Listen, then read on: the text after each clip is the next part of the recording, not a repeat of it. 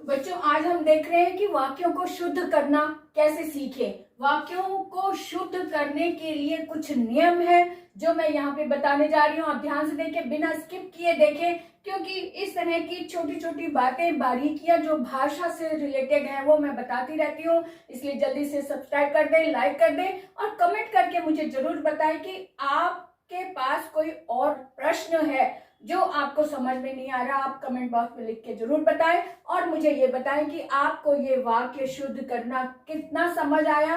अगर अभी भी समझ नहीं आया तो मैं दोबारा से फिर से और उदाहरण के साथ मैं लेकर आऊंगी, लेकिन कमेंट करके जरूर बताएं। तो जरूर शुरू करते हैं आज की क्लास अरुणा कालिया के साथ। आज मैं लाई हूँ वाक्यों को शुद्ध करना, यानी कि शुद्धिकरण, यानी अशुद्ध वाक्यों को शुद्ध कैसे करें, ये आज हम देखेंगे। कि शुद्ध वाक्यों की पहचान सबसे पहले देख लो कि इसकी पहचान कैसे होती है।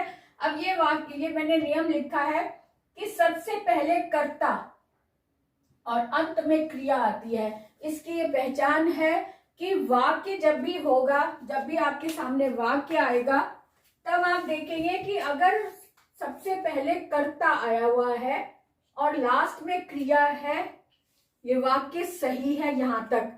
और जो बाकी शब्द जो है वो कर्ता और क्रिया के बीच में आएंगे। तो बाकी दूसरी बात देख लेते हैं कि अगर कर्म कारक आया है, क्योंकि बिना कर्म के भी वाक्य होता है। जैसे मैं पढ़ता हूं, यहाँ पे कर्म नहीं है, यहाँ पे कर्ता है और क्रिया। ये मैं कर्ता और पढ़ता हूं क्रिया। अब यहाँ पे अगर हम कहें कि मैं पुस्तक पढ़ता हूं, तो पुस्तक शब्द में को छिपा हुआ है, यानी यहाँ पे कर्म कारक आया। पुस्तक जो है वो कर्म है। अब इसकी पहचान क्या है? कर्म कारक वाले शब्द हमेशा क्रिया से पहले आते हैं, क्रिया से पहले आते हैं। ये बात हमेशा के लिए अपने मन में बैठा लो कि सबसे पहले कर्ता और लास्ट में क्रिया होती है, और बीच वाले शब्दों में कर्म कारक आया है तो कर्म कारक क्रिया से जस्ट पहले आएगा।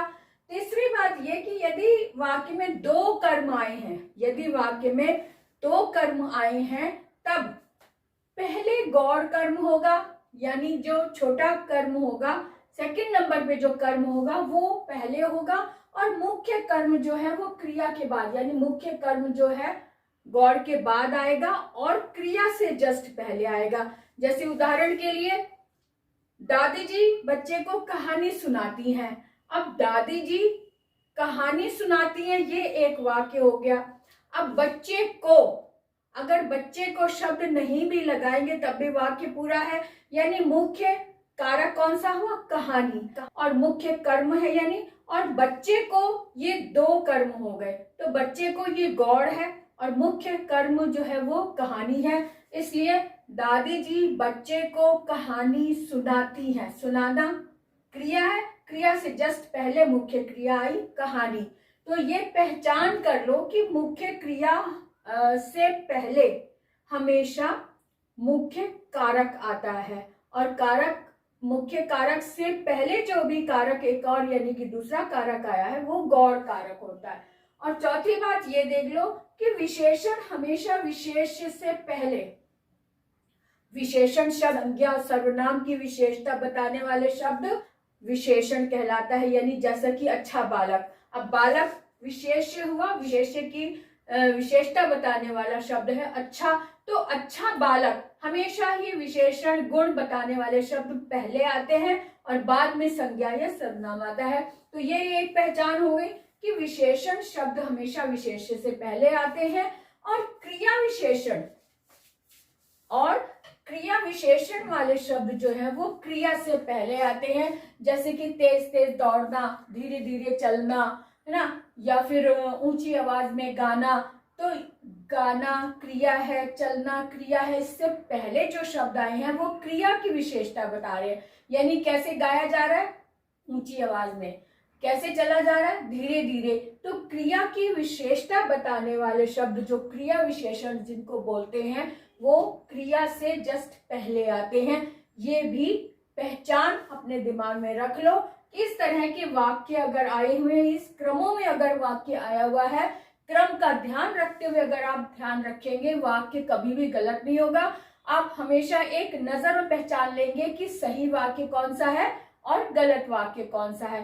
तो अब हम उदाहरण पर आएंगे कि उदाहरण देखेंगे कि इनके उदाहरण किस तरह से है, कौन सा वाक्य शुद्ध है और कौन सा अशुद्ध है। तो अशुद्ध वाक्य को शुद्ध में कैसे कन्वर्ट करें या शुद्ध में कैसे परिवर्तित करें, इन नियमों का ध्यान रखते हुए हम आगे देखेंगे।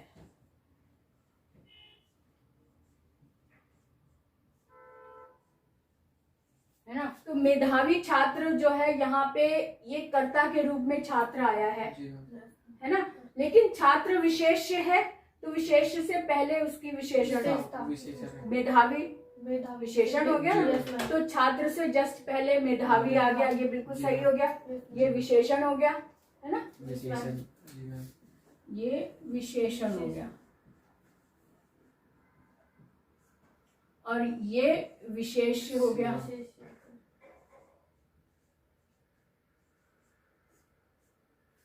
और पढ़ रहा है, ये क्रिया हो गई, क्रिया हो गई ना, कर्ता कैसे हो गया, क्रिया। पढ़ रहा है यानी पढ़ने का कार्य हो रहा है, ये क्रिया हो गई। अब मन लगाकर अब ये इसको देखना है कि ये क्या है, कोई बताएगा, आप बताओगे ये क्या है, मन लगाकर। अच्छा, और मन लगाकर क्रिया विशेषण है ना, कैसे पढ़ रहा है वो, मन लगाकर, यानी मन लगाकर पढ़ने का कार्य हो रहा है, पढ़ने का कार्य क्रिया की विशेषता बता रहा है, इसलिए यहाँ पे मन लगाकर पढ़ना, पढ़ने की विशेषता बताई जा रही है, तो इसलिए मन लगाकर ये क्रिया विशेषण हो गया। तो सारे वाक्य हो गए ना हमारे पास। और हमें हमारी शर्त थी कि जो क्रिया विशेषण होता है वो क्रिया से जस्ट पहले होता है, ये भी शर्त पूरी हो गई। तो इसका मतलब ये वाक्य पूरी तरह से शुद्ध है, ठीक है ना, पूरी तरह से वाक्य शुद्ध है। अब इसी को ध्यान में रख कर जब भी आपके सामने कोई प्रश्न आता है कि वाक्य शुद्ध करो, या फिर शब्दों में शुद्धि भी होती, जैसे मेधावी, जैसे हम कहे छात्र मेधावी, छात्र मेधावी नहीं, मेधावी छात्र, बालक अच्छा बालक, इस तरह के शब्दों को आप फौरन अपने आप ही सही कर लेंगे, आपको गलती एक नजर में पता चल जाएगी अगर आपने इन नियमों को समझ लिया, ठीक है। तो आज हमने देखा कि वाक्यों को शुद्ध कैसे किया जाए, उसके नियमों को हमने ध्यान दिया। अब हम नेक्स्ट क्लास की ओर बढ़ते हैं। क्या नेक्स्ट क्लास क्या लेंगे हम, अब हम नेक्स्ट क्लास में और इन्हीं के और उदाहरण लेकर आएंगे।